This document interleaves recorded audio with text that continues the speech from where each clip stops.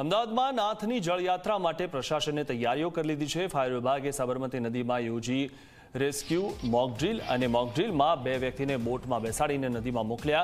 નદીમાં બોટ પલટી જતા બંને વ્યક્તિ ડૂબ્યા હતા।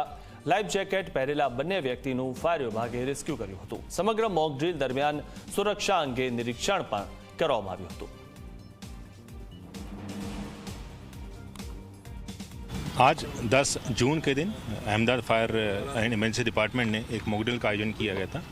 इसका उद्देश्य था जो हमारी जल यात्रा होने वाली है, जो शेड्यूल है 11 जून को, तो उसकी तैयारी को परीक्षण करना, निरीक्षण करना और यदि कुछ गैप रह जाते हैं तो उसको पहले से एडवांस में उसको दूर करना।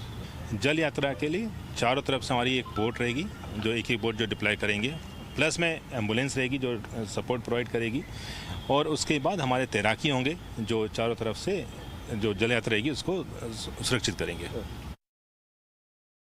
साबरमती नदी में समयांतरे व्यक्तिओं द्वारा कूदी और आपघात करवाना बनाव बनता होय छे। आवा समय में फायर ब्रिगेडनो रोल खूब ज महत्वनो होय छे। आज परिस्थिति उद्भवे तो शू कामगीरी करवी ते अंतर्गतनी एक ड्रील फरी एकवार अमदावाद फायर ब्रिगेड द्वारा साबरमती नदी में योजवामां आवी रही छे। जे अंतर्गत आप जोई शको छो, नदी में 2 व्यक्तिओ डूबी रह्या हता, जेनो कॉल फायर ब्रिगेडने मळता तुरंत फायर ब्रिगेडनो स्टाफ अधिकारीओ साथे किनारा पर दौड़ी आव्यो अने जे बोट छे तेनी मददथी तुरंत डूबता व्यक्तिओने बहार काढवामां आव्या अने स्ट्रेचर द्वारा एम्ब्युलन्समां लई जवामां आव्या। एटले तरत ज फायर ब्रिगेडनो जे स्टाफ छे अहींया उपस्थित थई चूक्यो हतो अने डूबता व्यक्तिओने बचावी लेवामां આવ્યો હતો। એટલે आप જોઈ શકો છો, આ જે મશીનરી છે સાબરમતી નદીમાં ફરી એકવાર તૈનાત કરી દેવામાં આવી છે, કારણ કે છેલ્લા કેટલાય દિવસથી નદીમાં પાણી નહોતું, તેના રિપેરિંગ અને સફાઈના કારણે। એટલે હાલમાં ફરી એકવાર નદીમાં પાણી ભરી દેવામાં આવ્યું છે અને હવે ફરી કોઈ પણ વાર જો કોઈ વ્યક્તિ આત્મહત્યાનો પ્રયાસ કરે છે અથવા તો કોઈ અન્ય કારણોસર જો તે ડૂબતું હોય છે તો તુરંત તેને કઈ રીતે બચાવી શકાય તે માટેની ડ્રીલ અમદાવાદ ફાયર બ્રિગેડ દ્વારા અહીંયા કરવામાં આવી છે।